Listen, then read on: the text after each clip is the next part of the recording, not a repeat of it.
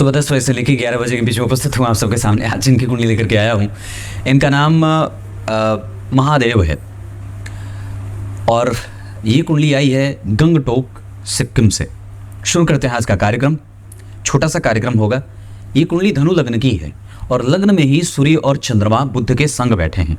बुध इस कुंडली के लिए सप्तमेश लग्न में बैठे, सूर्य इस कुंडली के लिए भाग्य भाव के अधिपति और चंद्रमा लग्न में अष्टम भाव के अधिपति। सप्तम और अष्टम के अधिपति एक साथ। इस कुंडली में सप्तम भाव बाधक होगा, इस वजह से बुध की दशा में परेशानी बढ़ेगी।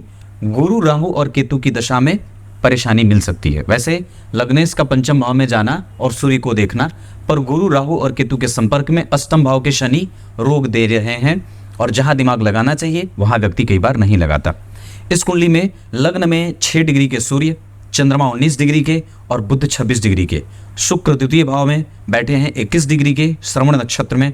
पंचम भाव में गुरु और केतु मेष राशि के बैठे हैं, जिसमें गुरु कमजोर हो रहे हैं डिग्री से और वक्री होने पे व्यक्ति के अंदर का सकारात्मक भाव कमजोर हो रहा है। अष्टम भाव में शत्रु के घर में चंद्रमा के घर में शनि बैठे और चंद्रमा अष्टम भाव के अधिपति होकर के लग्न में विपरीत परिस्थितियां व्यक्ति के स्वयं के बुद्धि के कारण बनती है। कई बार वो जितना लाभ उठाना चाहिए अपने जल्दबाजीपन के कारण नहीं उठा पाता है। राहु एकादशवें भाव में तुला राशि के और वहां के अधिपति धन भाव में धनवान योग बनाए हैं और द्वितीय भाव के शुक्र अपने मित्र की राशि में शनि से दृष्ट हैं। ये एक अच्छी स्थिति रहेगी धन के लिए। शुक्ल पक्ष के द्वितीय तिथि के चंद्रमा पापाग्रह होते हैं, इस वजह से व्यक्ति को अपनी मानसिकता पे काम करने की आवश्यकता। दूसरी बात, यहाँ पे सूर्य, मंगल, बुध, गुरु, राहु और चंद्रमा ये चारों ग्रह एक साथ नवांश में, इस वजह से कई बार पत्नी भी उसी के बुद्धि के ये जैसी या सम बुद्धि की आ जाती है, मतलब इसे अच्छा कहेंगे। नवांश कुंडली बहुत अच्छी बनी है।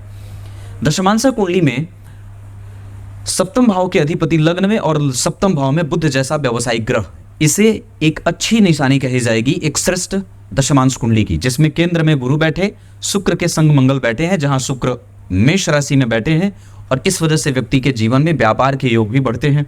उच्च के शनि व्यक्ति को भाग्यशाली और कर्तव्य का बोध करने वाला बनाएंगे।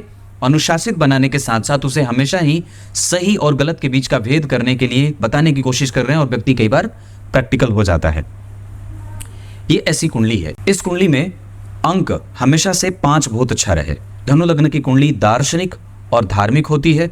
आध्यात्मिक चिंतन बढ़ाना चाहिए, बड़ों का आशीर्वाद और पूर्वजों का आशीर्वाद, इसके साथ साथ ब्राह्मणों की सेवा, गाय की सेवा, गाय माता की, और इसके साथ साथ प्रत्येक दिन कम से कम गजेंद्र मोक्ष का पाठ करना चाहिए। नवमांश कुंडली बहुत अच्छी बनी है क्योंकि चंद्रमा और मंगल सूर्य लग्न में बैठे हैं पराक्रमेश होकर के, इस वजह से ससुराल का पक्ष इस कुंडली में कमजोर नहीं है, प्रैक्टिकल होते हैं, ऐसा भी कई बार देख रहा हूँ। गुरु, राहु और के संपर्क में हमेशा रहे, इस वजह से जीवन में सकारात्मक भावों का प्रभाव कमजोर होता है। नक्षत्र इस कुंडली में उत्तराषाढ़, श्रवण, अश्विनी, स्वाति, रेवती और मृगशिरा, ये सब नक्षत्र किसी भी काम को करने के लिए अच्छे रहेंगे। दिन गुरुवार और रविवार का बहुत अच्छा रहेगा। दिशा उत्तर और पूर्व बहुत अच्छी रहेगी।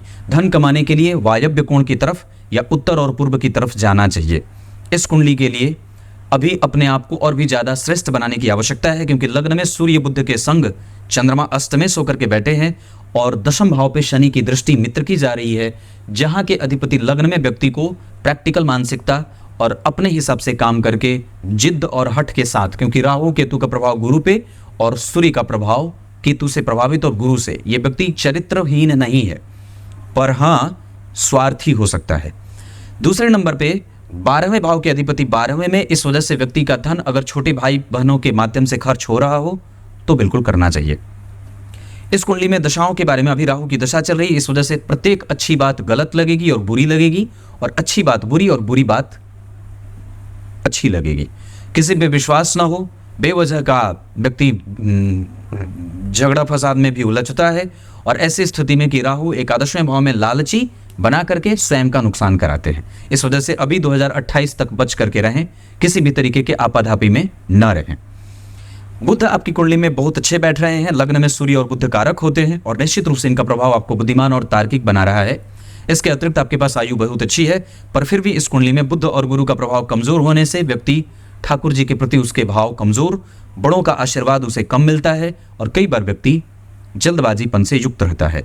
सूर्य ठीक है। चंद्रमा कमजोर है, इस वजह से मन मस्तिष्क को ठीक रखें।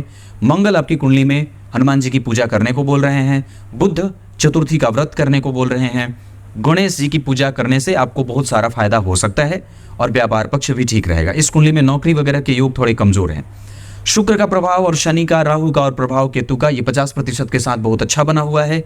लेकिन फिर भी बजरंगबली का हनुमान चालीसा का पाठ, सुंदरकांड का पाठ जीवन में निरंतरता से बनाए रखें। दशाओं के क्रम में अगर बात कर दूं तो चंद्रमा, बुध और गुरु में से गुरु की दशा और बुध की दशा और चंद्रमा की दशा, तीनों में से चंद्रमा और बुध की दशा बहुत अच्छी जाएगी। गुरु की दशा थोड़ी बहुत कमजोर जा सकती है क्योंकि उन पे राहु केतु का प्रभाव है और साथ ही साथ शनि का भी प्रभाव है। इस वजह से व्यक्ति के व्यवहारिकता में कमजोरी, उसके नेचर में कमजोरी और कई बार वो हठी और जिद्दी हो जाता है।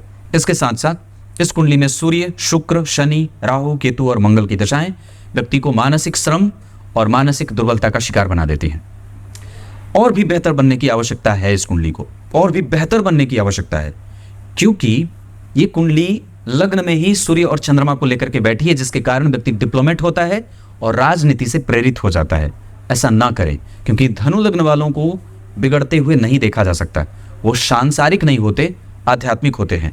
और वहां पे अगर एक बात कहें तो उनका बिगड़ना बड़ा मुश्किल हो जाता है, पर बिगड़ना बड़ा नुकसानदायक भी होता है। ये धनु लग्न की कुंडली लग्नेश लग्न को देख रहा है, इस वजह से व्यवहारिकता बहुत अच्छी रहेगी। पर फिर भी इस कुंडली के पास अभी दशा कमजोर है, इस वजह से समझने की आवश्यकता है। सूर्य को अर्घ, रविवार को नमक बंद, मांसाहार बिल्कुल त्याग दें और गाय माता की सेवा करें। तब तक के लिए बहुत बहुत नमस्कार।